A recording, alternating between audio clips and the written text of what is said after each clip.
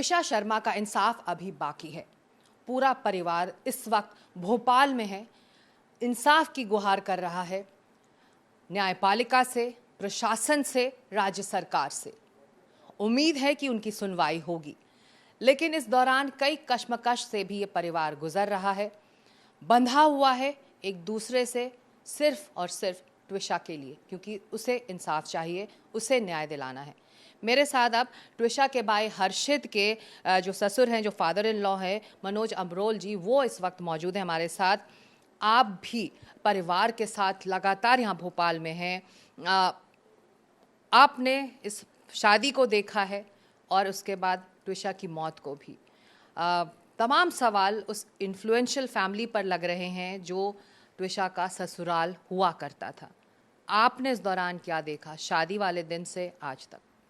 गिरीबाला जी, bell मिलने के बाद जिस प्रकार से जो लड़की जो अपनी सफाई देने के लिए आ नहीं सकती है, उसको जिस प्रकार से बदनाम किया जा रहा है, ये बहुत ही खेदजनक है।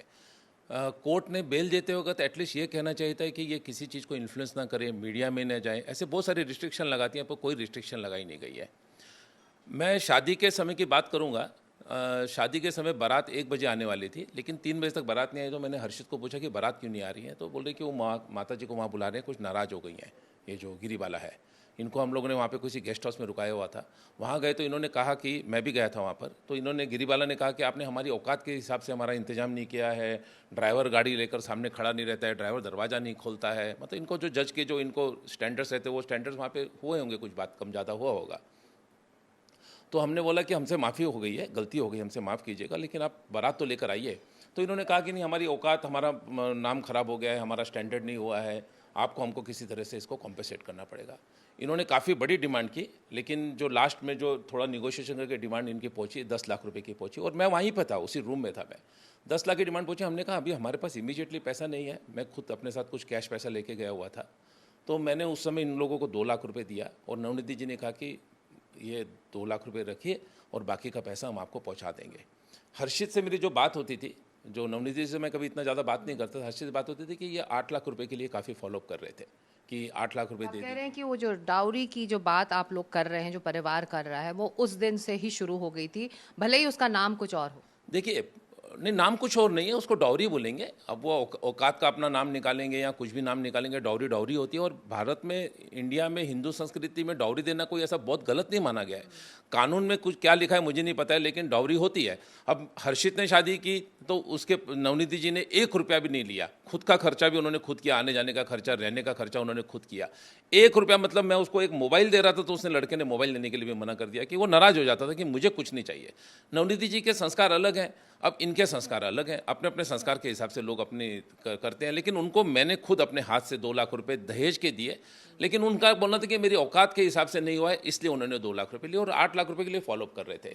फिर नवनीति जी ने कहा कि मेरे पास बेटी के नाम पे उन्होंने शादी के लिए गिफ्ट जो देते हैं, 20 लाख रुपए के कुछ शेयर वेयर ट्रांसफ़र किए हुए थे, वो उसके बेटी के नाम पे पड़े हुए हैं। लेकिन वो जो समर्थ और उसकी माँ थी, वो चाहती थी कि ये पैसा भी उन लोगों को मिल जाए करके। सेकंड, उनकी जो माँ का मैं इंटरव्यू देख रहा हूँ, मतलब इतनी बड़ी जज है, लेकिन इतनी गिरी, मतलब उसका नाम ही है गिरीबाला, गिरी हुई औरत है। मतलब बेसिकली एक बेटी को बदनाम कर रही है जो मर चुकी है। उनका कहना है कि उन्होंने 7-8 लाख रुपए ट्रांसफ़र किए। मुझे जो पता है, पूरे डिटेल्स आएंगे, पुलिस जांच करेगी, अगर तटस्थ रूप से अगर पुलिस जांच कर पाए तो, कि वो जो समर्थ था वो लड़की को ही पैसा डालता था और खुद का ही सामान लेने के लिए उसको बोलता था कि मेरे लिए तू ये सामान लेके आ जा। वो तो पूरे डिटेल्स आएंगे।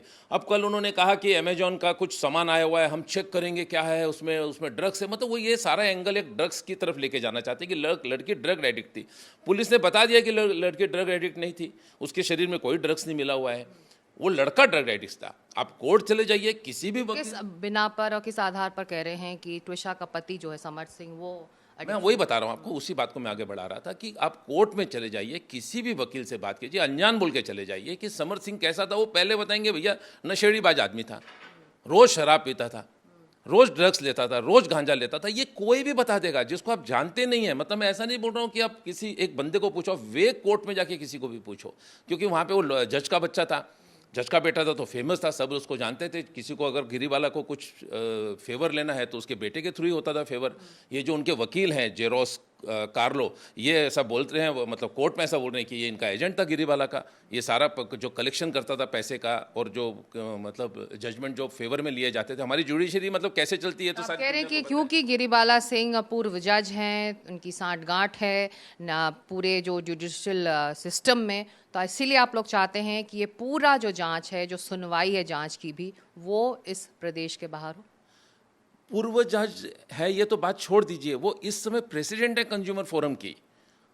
उनके सारे रिलेटिव जो लोकायुक्त हैं वो शादी में आए थे, वो उनके रिलेटिव हैं। मिस्टर बघेल जी जो सीजेएम है वो उनके रिलेटिव हैं। ये द्विवेदी जी जिन्होंने ये बेल ऑर्डर दिया, इनके हस्बैंड है सीजेएम है। ये सारे एक दूसरे के रिलेटिव हैं, एक दूसरे को, सारे लोगों ने एक दूसरे को एकोमोडेट किया हुआ है। गिरीबाला जी ने जुडिशरी में काफ़ी ऑफिसर लोगों को मदद की है, तो हम कैसे न्याय पा सकते हैं यहाँ पे, बताइए आप हमको। उनके पास इतना पैसा है, हमारे पास कुछ नहीं है।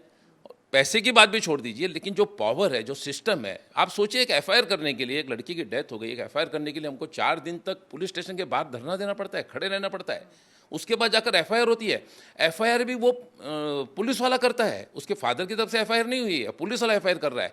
मैं स्टेटमेंट के लिए पुलिस वालों ने हमको इतना परेशान किया कि नहीं, ये मैं नहीं लिखूंगा, मैं वो नहीं लिखूंगा, मैं एफआईआर अगर आपको करनी है तो आपको ये ही लिखना पड़ेगा।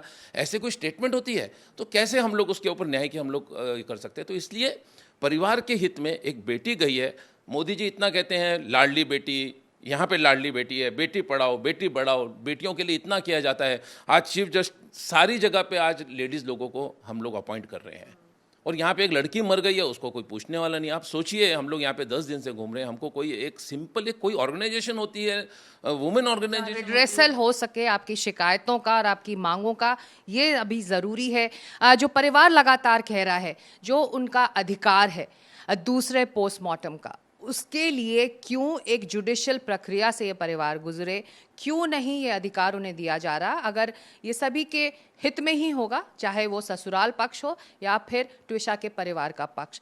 एक दूसरा पोस्टमार्टम रिपोर्ट आएगा तो ऐसे में जो तमाम जानकारियां हैं, जो इनके मन में संदेह है, वो भी साफ होगा। तो ये सवाल उठ रहा है कि आखिर इसको लेकर इतनी क्लोज्ड ओपिनियन क्यों है? क्यों ये आप लोगों को पहले ही दिन, जिस दिन आप लोगों ने मांग की कि हमें दोबारा पोस्टमार्टम करने दिया जाए या कराया जाए, तो इसको लेकर सुनवाई क्यों नहीं? मैडम देखिए, अगर ये लोग कह रहे हैं कि हम लोग इनोसेंट हैं, गिरीबाला जी बोल रही हैं, तो हम लोग सेकंड पोस्टमार्टम क्यों चाहते हैं? हम तो सिर्फ ये क्लैरिटी चाहते हैं कि लड़की ने सुसाइड किया है कि लड़की की हत्या हुई है, इतना ही चाहते हैं। हम तो कुछ ऐसा किसी को एक्यूज तो नहीं बना रहे, किसी को ब्लेम नहीं कर रहे हैं। ये उसको अपोज कर रहे हैं, जुडिशरी प्रोसेस में लगा रहे हैं। जब कमिश्नर ने एक बार परमिशन दे दी उसके अधिकार के अंडर, उसने ऑलरेडी मीडिया में आके कमिश्नर ने बोल दिया कि हम लोग सेकंड पोस्टमार्टम के लिए अलाउ कर रहे हैं। उसने हमारी एप्लीकेशन में, जो हमने उनको एप्लीकेशन दी, उसमें उसने अलाउ कर दिया।